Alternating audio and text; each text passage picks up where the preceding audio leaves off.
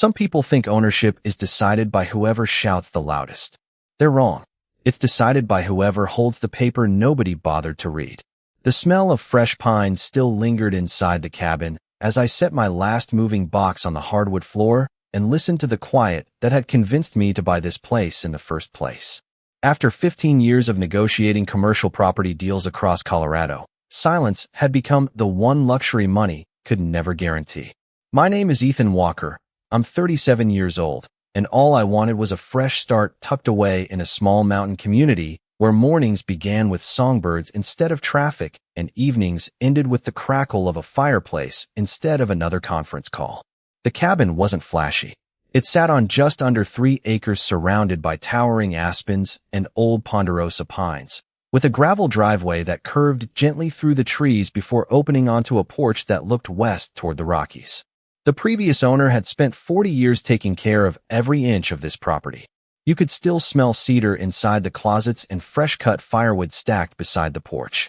Every window framed another postcard. Every breeze carried the clean scent of mountain air mixed with damp earth from the creek that ran behind the property.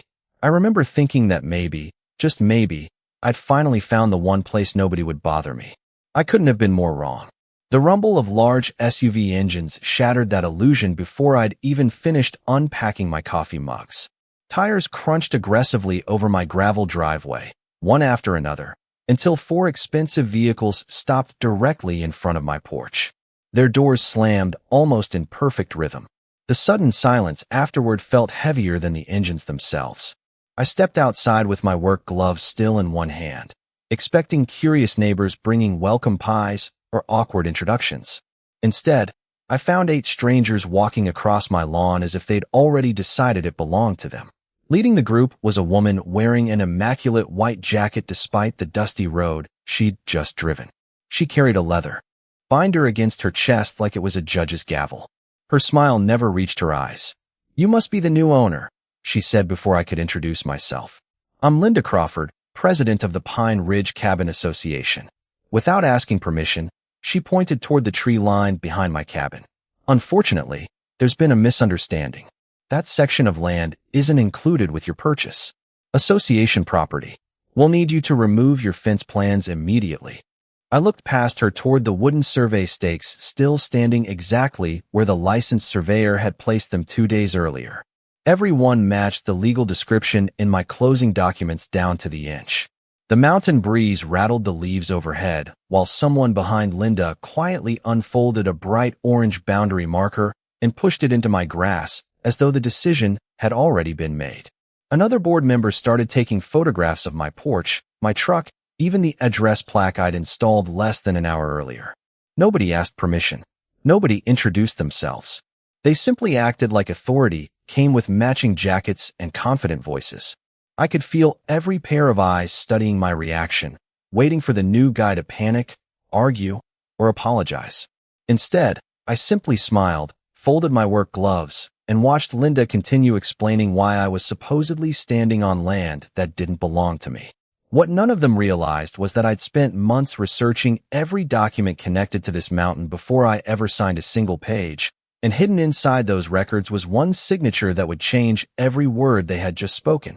I stood there until the last sport utility vehicle disappeared around the bend, leaving only drifting dust and the faint smell of hot brakes hanging in the crisp mountain air.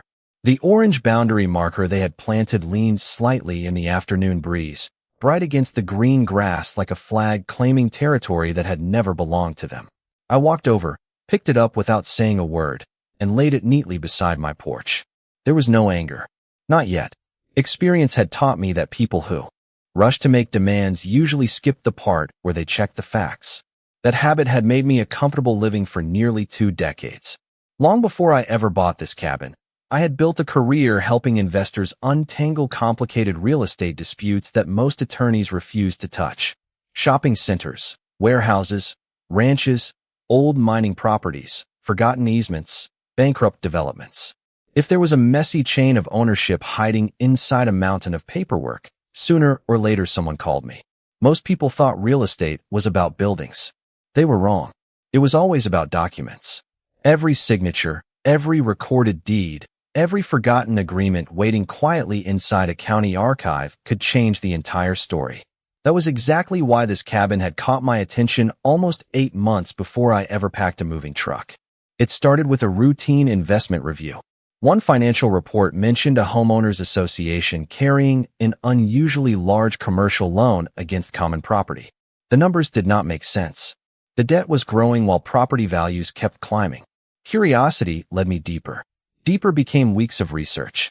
Weeks became late nights inside county record offices where the smell of old paper and dusty filing cabinets filled the room while fluorescent lights buzzed overhead. I discovered amendments nobody had referenced in years. Easement maps folded so many times the corners had nearly disappeared, and loan agreements buried beneath stacks of refinancing documents. The more I read, the more one question kept bothering me. Why was a small mountain association carrying financial obligations that looked more like a struggling resort? Most buyers would never have noticed because everything appeared perfectly normal on the surface. Fresh paint, trimmed walking trails, attractive entrance signs, friendly brochures promising peaceful mountain living. But polished appearances have fooled investors for centuries. I never trusted appearances. They are the cheapest thing anyone can manufacture. When this cabin unexpectedly went on the market, everything suddenly fit together. It sat in exactly the location where several older property descriptions overlapped with later association filings. Most people only reviewed the closing packet their title company handed them. I requested every historical document the county still had available, including records dating back almost 50 years. My attorney joked that I had probably spent more time reading than the original developers had spent building the neighborhood. He was probably right. That habit had saved me millions over the years, and I was not about to abandon it now. The previous owner, Harold Bennett, laughed during our final walkthrough. He told me most buyers admired the mountain views first. I had spent nearly an hour studying the legal survey instead. He smiled, shook my hand, and said, "I have a feeling you understand this place better than anyone who has owned it in decades." At the time, I simply thanked him and loaded another box into my truck. Standing there beside my porch with that discarded orange marker resting against the railing, I quietly realized Harold had been even more correct than he knew. The next morning began with the rich smell of fresh coffee drifting across the porch while sunlight filtered through the tall pines, turning the dew into thousands of tiny mirrors. For about 15 peaceful minutes, I almost convinced myself yesterday had simply been an overzealous welcome committee with oversized egos. Then the first envelope arrived. It rested inside a clear plastic sleeve taped directly to my front door, secured with bright blue painter's tape as though someone wanted to make absolutely certain I could not miss it. Across the top, bold letters announced it as an official compliance notice from the Pine Ridge Cabin Association. According to the document, I had violated community regulations by planning an unauthorized boundary fence, parking a commercial pickup truck overnight, storing moving boxes where they could be seen from neighboring properties, and occupying association land without written approval. The list continued for nearly 3 pages. I could not help smiling when I noticed several of the alleged violations had supposedly occurred before I had even received the keys to the cabin. Whoever prepared the notice had been in such a hurry that they never bothered checking the dates. I folded the papers carefully and placed them inside a leather portfolio instead of throwing them away. Years in real estate had taught me that careless paperwork often became excellent evidence later. Before I finished my second cup of coffee, another vehicle rolled slowly into my driveway. This time it was not an expensive sport utility vehicle, but a golf cart carrying 2 volunteers wearing matching association jackets. One held a clipboard, while the other carried a stack of bright yellow warning stickers. They politely informed me that my mailbox design was not approved, even though it was the exact same cedar mailbox that had been standing there when I purchased the property. They measured the distance from the road with a tape measure, took photographs from 3 different angles, and quietly placed another notice inside the mailbox before driving away without waiting for a response. By early afternoon, a contractor arrived to inspect the trail behind my cabin. He introduced himself with an apologetic smile and admitted Linda's office had requested an estimate for removing what they described as unauthorized landscaping improvements. I asked which improvements he meant. He pointed toward the natural stone border surrounding the creek. Harold had built it almost 20 years earlier to reduce erosion after spring snowmelt. The contractor scratched the back of his neck and lowered his voice. Honestly, sir, it looks like it has always belonged here. I thanked him for his honesty, and he quietly left without measuring a single thing. Around sunset, another surprise appeared. Temporary orange ribbons had been tied around several pine trees near the property line. Small laminated signs declared the Area Future Association recreational space. Anyone walking past would naturally assume the decision had already been finalized. A few neighbors slowed their evening walks to glance toward my cabin before continuing down the trail. Nobody said anything, but I could feel curiosity spreading through the neighborhood faster than the cool mountain breeze rolling down the valley. Linda was not simply trying to pressure me. She was creating a public narrative before anyone ever examined the facts. It was a strategy one had seen countless times in boardrooms and court filings. Repeat a claim confidently enough, decorate it with official logos and procedural language, and eventually people begin accepting it without asking for proof. Unfortunately for Linda, documents never cared about confidence. They only cared about accuracy, and every new notice she delivered contained another mistake, quietly adding weight to a file that was already becoming far more valuable than she could possibly imagine. By the end of the week, my leather portfolio had grown thick enough that it no longer closed flat. Every notice, every photograph, every certified letter, every envelope with the association seal found its place inside. The paper carried that familiar scent of fresh toner and expensive stationery, the kind organizations use to make ordinary demands feel more intimidating. I had no intention of responding immediately. Patience had always been the cheapest investment with the highest return. Linda, on the other hand, appeared to believe momentum mattered more than accuracy. Early Friday afternoon, another certified letter arrived requiring my attendance at an emergency board meeting the following evening. The subject line read, "Property Encroachment Hearing." According to the notice, the association intended to determine corrective action regarding my continued occupation of what they insisted was common community land. They even included a deadline for voluntary compliance before additional legal remedies would be considered. Reading those words almost made me laugh because I recognized the template. I had seen nearly identical language used by developers trying to pressure reluctant landowners into surrendering easements without litigation. It sounded official enough to frighten someone unfamiliar with property law. It never impressed people who understood how those words actually worked. Saturday evening arrived cool and clear. The mountain air smelled faintly of pine sap and distant fireplaces as I drove the short distance to the community lodge where the meeting was being held. Pickup trucks and luxury sport utility vehicles already filled the parking lot. Through the large windows, I could see nearly every chair occupied. Word had obviously spread. Curious neighbors whispered among themselves while coffee brewed near the entrance, filling the room with the comforting aroma that contrasted sharply with the tension hanging over the audience. Linda stood near the front wearing another perfectly tailored white blazer. She greeted residents with polished confidence, shaking hands and smiling as though the outcome had already been decided before anyone entered the building. When she noticed me walking inside, her smile tightened just enough for me to recognize it. She pointed toward a single empty chair placed directly in front of the board's long table. I thanked her and quietly sat down. The room gradually fell silent except for the soft hum of the heating system. Linda opened the meeting with practiced professionalism, speaking about preserving community standards, protecting property values, and maintaining neighborhood harmony. Then the projector illuminated a large aerial map behind her. A bright red outline surrounded my cabin and the wooded acreage behind it. She tapped the map with a telescoping pointer. "This highlighted section," she announced confidently, "has always served as association recreational property. Recent ownership confusion has unfortunately required formal clarification." Several board members nodded in agreement, while another distributed printed packets to the audience. I accepted one without comment. Inside were enlarged photographs of my porch, my driveway, the creek behind my cabin, and the orange survey stakes that had somehow been labeled unauthorized markers. There was even a draft resolution authorizing future corrective measures if I refused to cooperate. Every page looked polished. Every sentence sounded convincing. The only problem was that nearly every legal conclusion rested upon assumptions instead of recorded facts.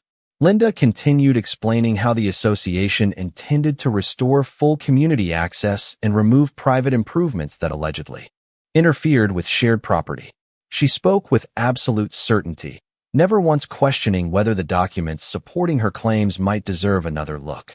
Around the room, I noticed neighbors studying me with cautious curiosity, waiting for some emotional outburst or desperate defense. Instead, I simply turned another page, made a small note with my fountain pen, and carefully added the entire meeting packet to the growing collection inside my leather portfolio. I drove home beneath a sky filled with bright mountain stars, the tires humming softly against the winding asphalt while the events of the meeting replayed in perfect detail. The heater pushed warm air through the cabin of my truck, carrying the faint scent of cedar from the firewood I had loaded earlier that afternoon. Most people assumed silence meant surrender. Linda certainly did. She had watched me leave without raising my voice, without challenging a single statement, and without arguing over a single map displayed on that projector. To her, I probably looked like another homeowner overwhelmed by official language and community pressure. That misunderstanding was becoming more valuable by the hour. The next morning, I unlocked the small steel filing cabinet sitting inside the study of my cabin and began organizing every document in chronological order. Closing papers, county surveys, historical plats, loan assignments, certified mail receipts, photographs with timestamps, meeting agendas.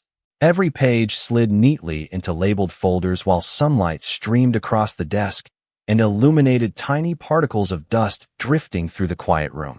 There is something strangely calming about organizing evidence. Facts never become emotional. They simply wait until someone is ready to read them. Around noon, my telephone rang. The caller identified himself as Daniel Foster, the attorney representing the association. His voice remained polite and professional from beginning to end. He explained that the board wished to avoid unnecessary legal expenses and hoped I would voluntarily acknowledge the association's interpretation of the property boundaries. I thanked him for reaching out and asked one simple question. Before preparing your opinion, did anyone provide you with the complete chain of title dating back to the original subdivision filings? There was a brief silence on the line. Not awkward, just thoughtful. Daniel admitted he had reviewed only the materials supplied by the board together with the current subdivision maps. I smiled even though he could not see me. I appreciate your honesty, I replied. Please keep an open mind. I believe you will eventually want to examine a few additional documents. He thanked me for remaining courteous throughout the process, and we ended the conversation on surprisingly friendly terms. That single exchange told me more than any courtroom argument ever could. Linda was carefully controlling the flow of information, even to her own attorney. Later that afternoon, I drove into the county seat, where the courthouse stood exactly as it had for decades, with weathered stone walls and polished wooden counters worn smooth by generations of property owners. The familiar smell of old paper, furniture polish, and aging blueprints greeted me the moment I stepped inside. The clerk behind the records desk recognized my name from previous research visits and quietly handed me the additional certified copies I had requested earlier in the week. Among them was one document I had been waiting for, freshly stamped and officially recorded only days before my move into the cabin. I slipped it into a separate envelope without opening it in public. Some pieces on the chessboard were worth revealing only when every player had already committed to the wrong move. As I walked back toward the parking lot, my telephone vibrated again. This time it was Harold Bennett. He simply wanted to check whether I was settling into the cabin comfortably. We spoke for nearly 20 minutes about the changing seasons, the trout in the creek, and the old apple tree beside the porch that always produced fruit later than expected. Just before hanging up, Harold paused for a moment and said quietly, I had a feeling they would come after you sooner rather than later. Promise me one thing, Ethan. Let them keep talking. I looked across the courthouse lawn, where the American flag moved gently in the afternoon breeze, and answered with complete confidence. That has been my plan from the very beginning. Tuesday morning arrived with low clouds draped across the mountains, leaving the entire valley wrapped in cool mist that smelled of wet pine needles and fresh earth. The world outside my cabin looked quieter than ever, but my telephone rang before sunrise. The caller identification displayed a name I had been expecting for months. Rebecca Collins, Senior Asset Manager, Granite Valley Financial. I answered before the second ring. Good morning, Ethan, she said with the calm confidence of someone who had spent decades dealing with complicated commercial portfolios. Everything has been finalized. I walked onto the porch with a steaming mug of coffee warming my hands while the first rays of sunlight slowly pushed through the fog. Recorded? I asked. Recorded yesterday afternoon, she replied. County confirmation came through this morning. Every assignment has been accepted without objection. I closed my eyes for a brief moment, not because I was surprised, but because hearing those words officially ended nearly 8 months of preparation. Rebecca continued speaking. I also reviewed the correspondence your neighbors have been sending. They seem remarkably confident. I laughed quietly. Confidence is free. Recorded documents are expensive. She chuckled before lowering her voice. Your attorney already has the certified copies. I recommend waiting until they make one more formal move. Once they do, everything becomes much simpler. We ended the call, and I remained standing on the porch listening to the distant sound of a creek flowing behind the cabin. The leather portfolio now resting on my kitchen table had become more than a collection of notices. It was a timeline of every incorrect assumption the association had made since the day I arrived. Around lunchtime, another envelope appeared, this time delivered by overnight courier. Inside was a notice scheduling a final compliance hearing for the following Saturday. The board intended to approve legal action authorizing enforcement against my alleged encroachment. Linda had signed the final page herself using a bold blue signature that practically announced victory before the meeting had even begun. Attached to the packet was an updated property map. I studied it carefully, noticing they had repeated the exact same survey mistake from the first presentation. Not only had they failed to correct it, they had built their entire legal strategy around it. I carefully slid the map into my portfolio beside the previous versions. Every revision only strengthened the pattern. That afternoon, I drove into town for groceries. Inside the small general store, several neighbors smiled politely before looking away. One older gentleman finally approached while I compared coffee beans near the back shelf. He introduced himself as Frank Dawson and quietly admitted he had attended the board meeting. Most folks think you are about to lose that land, he said. Linda has everyone convinced. I thanked him for being honest. He hesitated before adding one more sentence. You seem unusually calm for someone facing all this. I smiled as I placed another bag of coffee into my cart. Frank, I spent half my career watching multi-million-dollar lawsuits collapse because someone ignored one recorded document. I have learned that panic usually arrives right before people discover what they should have read months earlier. He nodded slowly, though I could tell he still did not understand. That evening, my attorney, Michael Reynolds, called while I was organizing the newest paperwork inside my study. Everything is ready, he said. Rebecca forwarded the certified recording this afternoon. Once the board formally votes, we can present the entire chain without interruption. I thanked him and carefully placed one final sealed envelope into the center drawer of my desk. Unlike every other document in the room, this one remained unopened because I already knew exactly what it contained. The paper inside carried a single recorded signature that transformed every demand Linda had made into something almost unbelievable. She still thought she was preparing to remove a homeowner. In reality, she was about to discover she had been reporting to one. All along, Saturday arrived with crystal clear skies and the kind of cool mountain air that made every breath feel sharper. The scent of pine drifted through the open truck window as I drove toward the community lodge, the same leather portfolio resting on the passenger seat beside me. Only this time another item traveled with it. A plain manila envelope sealed with a single county certification stamp. I had waited months for the right moment to open it in public. Today was that moment. The parking lot was fuller than it had been the previous weekend. News had spread quickly, and nearly every homeowner seemed eager to witness what Linda had confidently advertised as the final resolution. Inside, conversations filled the room with a steady hum until I stepped through the doorway. Several people glanced toward me before quietly returning to their seats. Linda stood at the front, greeting residents with the same polished confidence she always carried. She smiled when she saw me, although there was something different this time. It was the smile of someone already celebrating a victory that had not happened yet. Michael Reynolds arrived only a few minutes later carrying a slim black briefcase instead of the oversized litigation boxes people usually expected from attorneys. He nodded politely to me and quietly took a seat beside mine without saying another word. The simplicity of that briefcase somehow made me even more confident. It meant we would not need hundreds of pages to explain the truth. We only needed the right ones. Linda called the meeting to order precisely at 7 o'clock. The projector illuminated another revised property map, while she repeated familiar phrases about preserving community standards, correcting ownership misunderstandings, and protecting shared recreational land for future generations. Every sentence sounded rehearsed. Every gesture looked carefully practiced.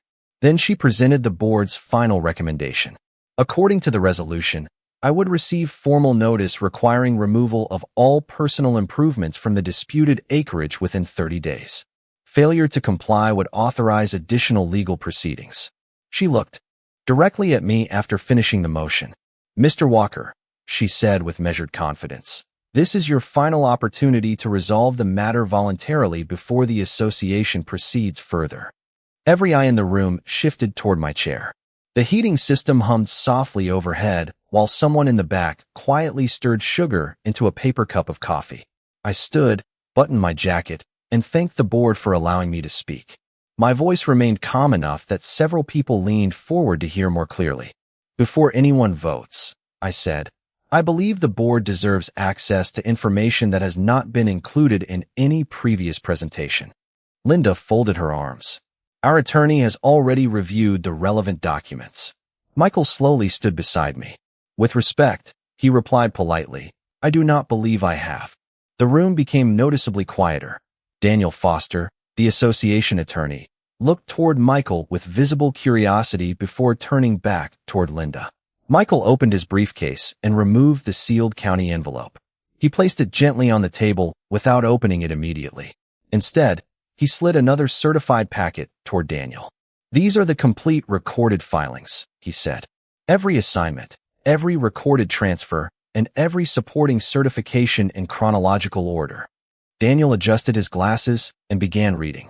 The confidence on his face faded almost immediately. He turned another page, then another. His eyebrows lifted slightly before he stopped completely. Without saying a word, he reached for the county certification attached to the final recording. Linda noticed the change and leaned toward him. "Is something wrong?" she asked quietly. Daniel did not answer right away. He simply looked up from the documents, glanced toward me for the first time that evening with genuine surprise, and slowly whispered the words that caused the entire room to fall perfectly silent. "These filings change who has been legally standing in the position of landlord all along." For several long seconds, nobody in the room moved. The only sound was the faint buzz of the projector and the soft rattle of the heating vent pushing warm air across the polished wooden floor. Daniel Foster slowly removed his glasses and looked back down at the certified filings as though hoping he had overlooked something. He had not. Michael remained perfectly still beside me, allowing the documents to speak for themselves. That was always the strongest argument in real estate law. Opinions could be debated. Recorded filings could not. Linda forced a nervous smile and leaned toward Daniel again. "There must be some misunderstanding," she said, her confident tone now carrying the first trace of uncertainty I had heard since meeting her. Daniel carefully cleared his throat before speaking loud enough for everyone in the room to hear. "The association refinanced its common property several years ago using a commercial loan secured by multiple parcels, including the recreational acreage discussed tonight. After repeated payment defaults, the financial institution exercised its contractual rights and assigned the secured interest through a recorded transaction." He paused while turning one final page. "That assignment was subsequently purchased by Mr. Ethan Walker months before he acquired his cabin." A wave of quiet whispers spread through the audience. Homeowners exchanged confused looks while several reached for the printed packets Linda had distributed earlier, comparing them with the certified filings now resting on the board table. Daniel continued reading. "The recorded agreements also establish that the association's continued use of certain parcels is governed by the same financial instruments. Those interests now belong to Mr. Walker." Linda's expression hardened. "That does not make him our landlord," she insisted. Michael gently slid another certified document across the table. "Please review Exhibit 7, he said politely. Daniel opened it almost immediately. His eyes moved across the page before stopping beside the county recording stamp. He slowly nodded. "Actually," he replied with remarkable professionalism.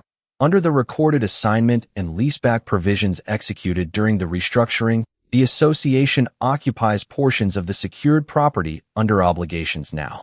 Administered by Mr. Walker." The room fell silent again, but this silence felt completely different. Earlier, people had been waiting for me to defend myself. Now they were waiting for someone to explain how everything they had been told had become completely reversed. Linda reached for the document herself, scanning the highlighted paragraphs with growing disbelief. Her shoulders, which had remained perfectly square throughout every previous meeting, relaxed for the first time. The confidence that had filled every sentence she spoke over the past week quietly disappeared beneath the weight of the county seal printed across the final page. Frank Dawson, the neighbor I had met at the general store, slowly raised his hand from the third row. "Does that mean the board never actually confirmed who owned what before sending all those notices?" Nobody answered immediately. They did not need to. The timeline sitting inside my leather portfolio already answered the question. Every notice, every warning, every revised map, every public statement had been issued before anyone reviewed the complete chain of title. Daniel finally closed the folder and faced the board.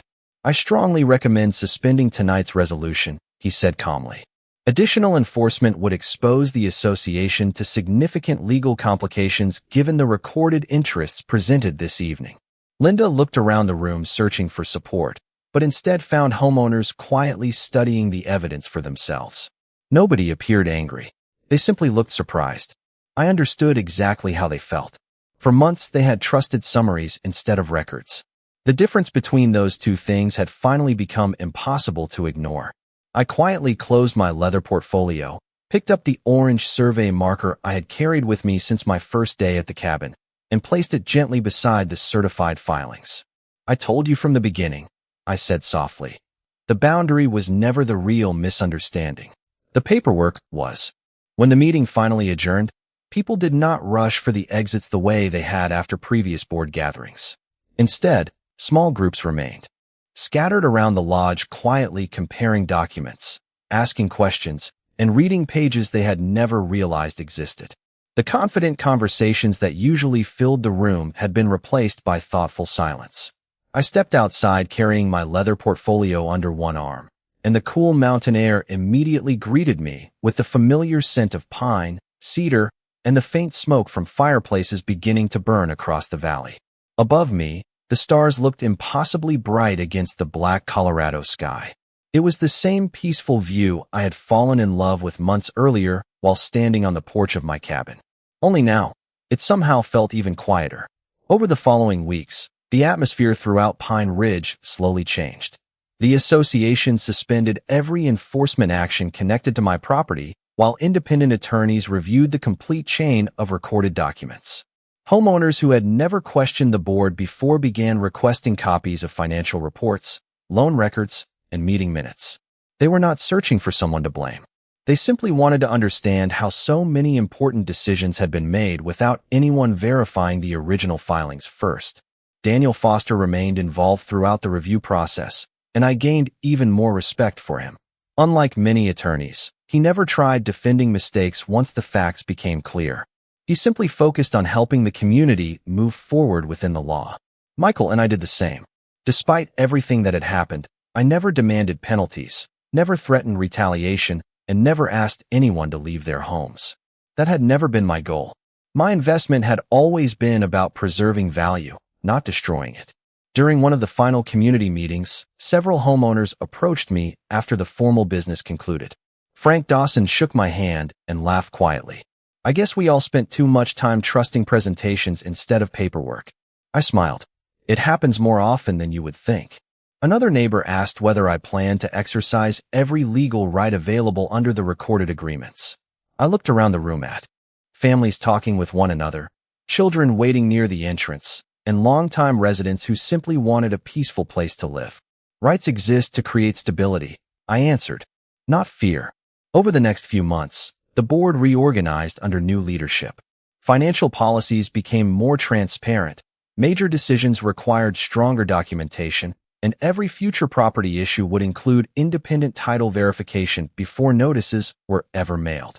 The orange boundary marker that someone had planted in my front yard on my first afternoon remained in my study beside the leather portfolio that had carried every notice, photograph, map, and certified filing through the entire dispute. Whenever I looked at it, I was reminded how easily confidence can outrun preparation. One quiet autumn morning, I sat once again on my porch with a mug of coffee warming my hands while sunlight filtered through the aspens exactly as it had on the day I moved in. The creek flowed gently behind the cabin, birds moved between the pine branches, and the old apple tree Harold Bennett had mentioned finally produced its late-season fruit. Nothing about the mountain had changed. Only the people had. Looking back, I realized the most important document in this entire story was never the assignment agreement, the survey, or the recorded lease provisions. It was patience. Patience gave the truth enough time to catch up with assumptions. People often believe power belongs to the loudest voice in the room, but I learned long ago that real authority rarely needs to raise its volume. It simply waits until the right page is opened. And sometimes, the person everyone believes is standing outside the door has quietly been holding the keys all along. Thank you for watching this story. If Ethan Walker's patience, careful preparation, and unwavering trust in the truth inspired you, please take a moment to like this video, share it with friends who enjoy compelling legal dramas and stories where facts triumph over assumptions, and do not forget to subscribe to the channel for more unforgettable HOA conflicts, property disputes, and real-life justice stories. Turn on the notification bell so you never miss our next story about hidden documents, forgotten records, and ordinary people who quietly stand their ground when everyone else believes they have already lost. We truly appreciate your support, and we look forward to sharing many more remarkable stories with you. Be honest. If you were in Ethan's shoes, would you have chosen to help the community rebuild, or used every legal right to hold the board fully accountable for what they did? There is no right or wrong answer. Share your choice in the comments and tell us why.